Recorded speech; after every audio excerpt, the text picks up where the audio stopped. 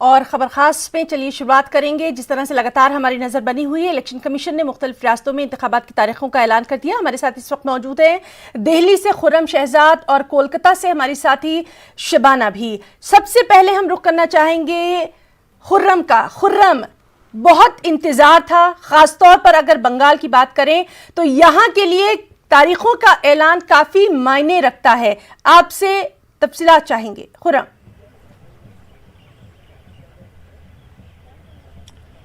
देखिए हिना, जिस तरीके से लगातार ताबड़तोड़ रैलियां हो रही थी, चाहे असम की बात हो चाहे तमिलनाडु की बात हो, पौंडीचेरी में आपने देखा है कि किस तरीके से सरकार वहां पर गिरी है। ये तमाम चीजें हो और सबसे अहम जो पश्चिम बंगाल है यानी मगरबी बंगाल, वहां पर तारीखों का तो 5 रियासतें हैं, केरल है, तमिलनाडु है, पौंडीचेरी है और इसी के साथ जो है मगरबी बंगाल है। तमाम जगह पर जो इलेक्शन की तारीखों का ऐलान हो गया है और सबसे अहम बात यह है कि हर जगह सीआरपीएफ को तैनात किया जाएगा। इलेक्शन कमीशन ने आज ये साफ कर दिया है।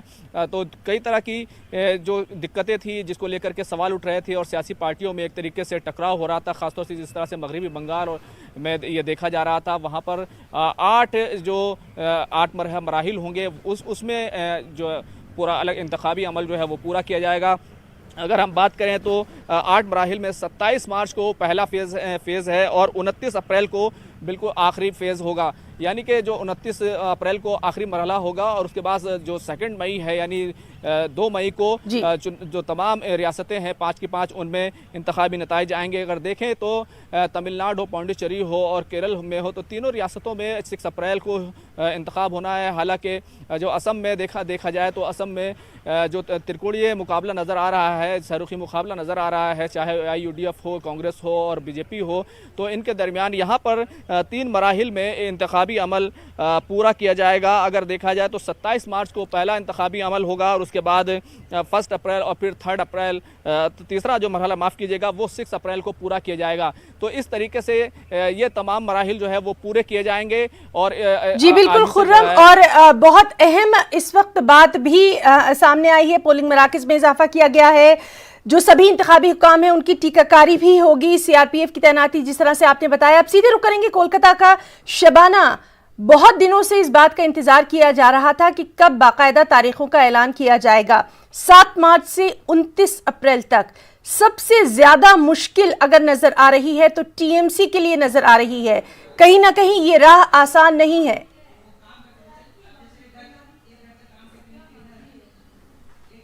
बिल्कुल राह आसान नहीं है और शायद ही किसी भी पार्टी के लिए बहुत आसान नहीं है। हालांकि अगर दावे की बात करें तो हर सियासी जमात का यही दावा है कि उनके लिए बंगाल की राह आसान है, लेकिन अमली तौर पर अगर देखें तो किसी भी सियासी जमात के लिए बंगाल की राह आसान नहीं है। अगर इसका अंदाजा आप इस बात से भी लगाएं कि अभी आज इलेक्शन की तारीखों का ऐलान हुआ है, लेकिन ममता बनर्जी ने बहुत पहले नंदीग्राम से अपनी उम्मीदवारी का ऐलान कर दिया। यानी बंगाल में जो इलेक्शन होंगे अभी हर पार्टी अपने अपने कैंडिडेट का ऐलान करेंगी, लेकिन वजीर आला ममता बनर्जी ने नंदीग्राम से अपने उम्मीदवार होने का ऐलान किया है और वही नंदीग्राम है जहाँ से ममता बनर्जी ने तारीखी कामयाबी हासिल की थी। इस तहरीक ने अहम रोल अदा किया था, नंदीग्राम तहरीक ने, और अब यही नंदीग्राम है जहां से ममता बनर्जी ने उम्मीदवारी का ऐलान करके 3rd टर्म के लिए बंगाल में जो तृणमूल की नैया है उसे पार लगाने की कोशिश जो है वो तेज की। चलिए शबाना, आपसे भी हमारी बातचीत जारी रहेगी। हमारे साथ इस वक्त आसाम से निलॉय भट्टाचार्य भी मौजूद हैं। निलॉय, आपसे भी जानना चाहेंगे, निलॉय, जिस तरह से आसाम में भी तारीखों का ऐलान किया गया है, बेहद शिद्दत से इंतजार था।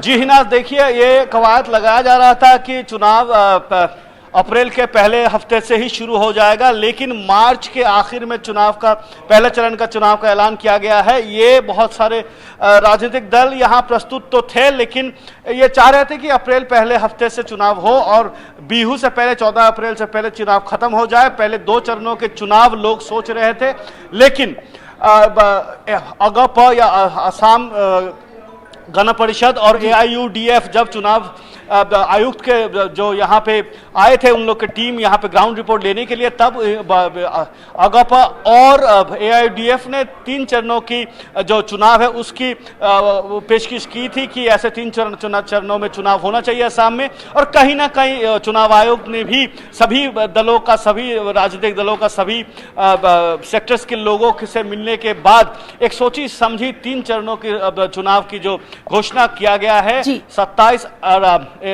मार्च को, 1 अप्रैल को और अप्रैल के 6 तारीख को चुनाव होने वाला है। अब गौरतलब बात यह है कि आज जब चुनाव आयोग जो तारीखों की घोषणा करने वाले थे, तभी असम के मुख्यमंत्री ने कहा कि तारीख भले जो भी हो, बीजेपी प्रस्तुत है, तैयार है।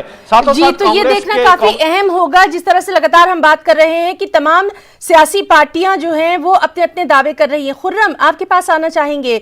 बेहद अहम इन चुनाव को इसलिए माना जा रहा है, इंतखाबात को इसलिए भी माना जा रहा है क्योंकि ये तमाम वो अहम रियासतें हैं, यहाँ हिंदी बोलने वाले नहीं हैं, लेकिन हमने ये जरूर देखा कि हर पार्टी ने अपनी ताकत यहाँ पर झोंक दी है। कुछ पार्टियों के लिए अपना वजूद बचाना भी यहाँ पर बेहद अहम होगा। खुर्रम,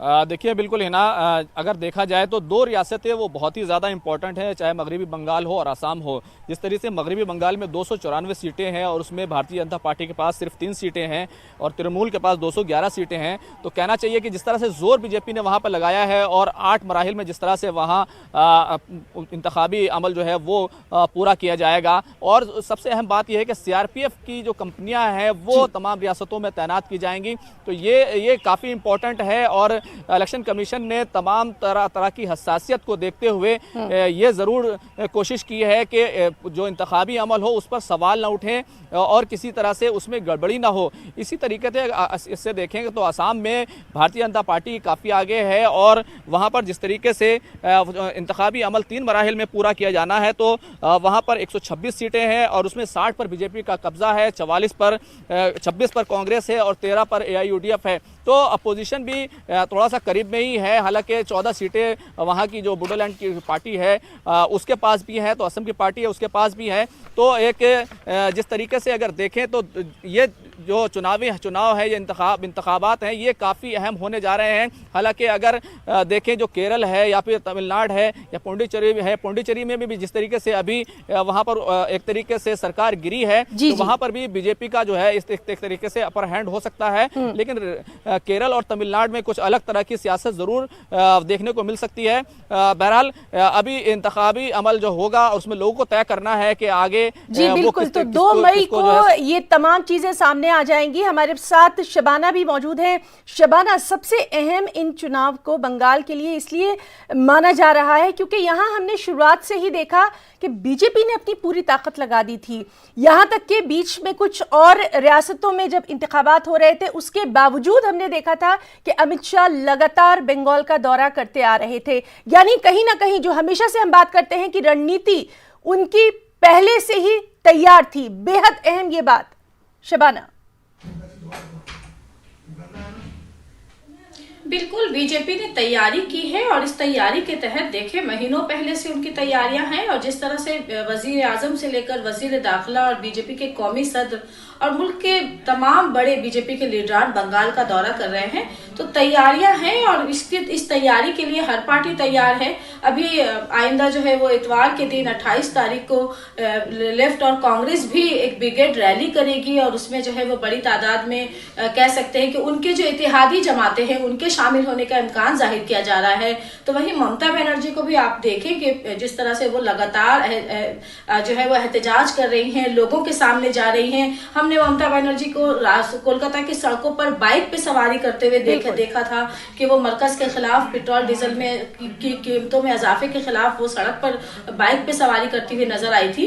तो हर पार्टी अपने अपने तौर पर लोगों से जुड़ने की कोशिश कर रही है और साथ ही साथ अभी जैसा खुर्रम ने कहा कि इलेक्शन कमीशन की एक कोशिश है कि से जो उनकी जो इंतखाबी अमले जो काम करेंगे उसको लेकर जो है वो सवाल ना हो। लेकिन मेरा ख्याल है कि शायद बंगाल में सवाल जरूर उठेंगे क्योंकि CRPF सीआरपीएफ की निगरानी दी गई है और ममता बनर्जी की पार्टी जो तृणमूल कांग्रेस है उन्होंने एहतजाज दर्ज कराया था कि सीआरपीएफ के लोग एक खास सियासी जमात के हक में जो है वो लोगों को डरा रहे हैं, लोगों को धमका रहे हैं और एक खास सियासी जमात के हक में वोट डालने के लिए लोगों को परेशान किया जा रहा है। तो ऐसी एक एप्लीकेशन, एक कह सकते हैं कि एक शिकायतनामा जो है इलेक्शन कमीशन लगातार बेहद अहम खबर से मुतालिक तमाम तर जो जानकारी है वो हम अपने नाज़रीन तक दे रहे हैं। अपने तीनों साथियों का, निलॉय, खुर्रम और शबाना, तीनों का बहुत बहुत शुक्रिया अदा करना चाहेंगे। खबर खास में आज के लिए फिलहाल इतना ही। आदाब।